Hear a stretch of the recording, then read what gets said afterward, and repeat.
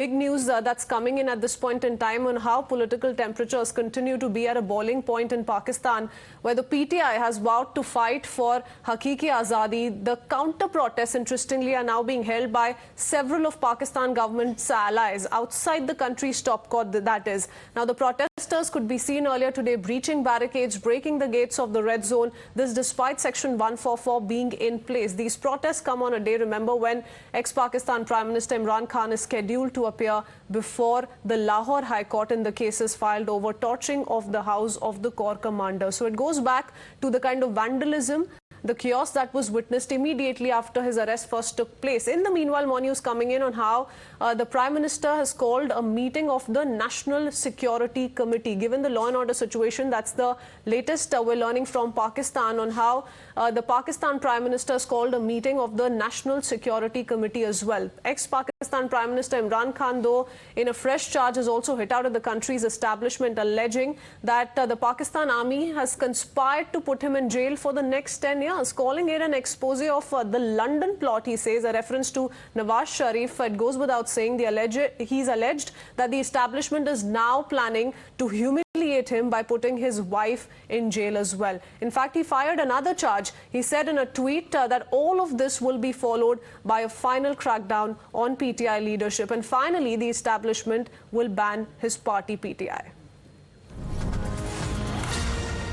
And like I pointed out, amidst all of this and the kind of war of words that continues, and with Imran Khan reaching out to his supporters, to the supporters of the PTI, asking them to take to streets and protest in a peaceful manner with regards to the developments taking place on ground.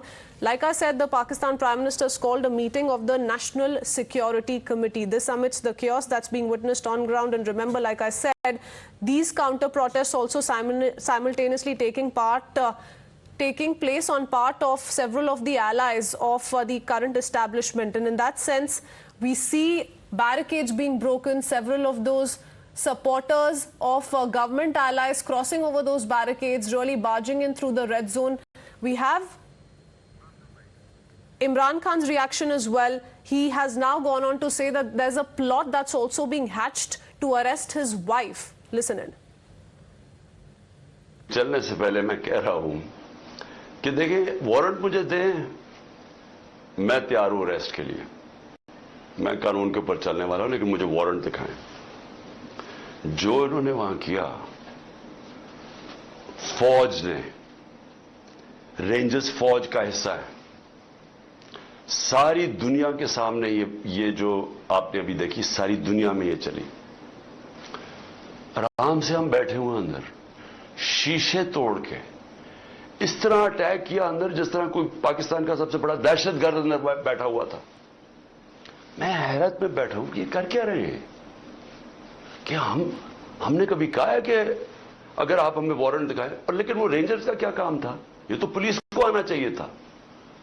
फौज का ये काम था करने के लिए, और उसके बाद दरवाजे तोड़ के लोगों को मारा, जख्मी किया इन्होंने, मेरे साथ में मारा इन्होंने। Imran Khan goes on to allege that without any reason, several of the PTI workers, including women, have been detained illegally. With that, we head into a very short break, but more news and updates continue on the other side. We'll be right back.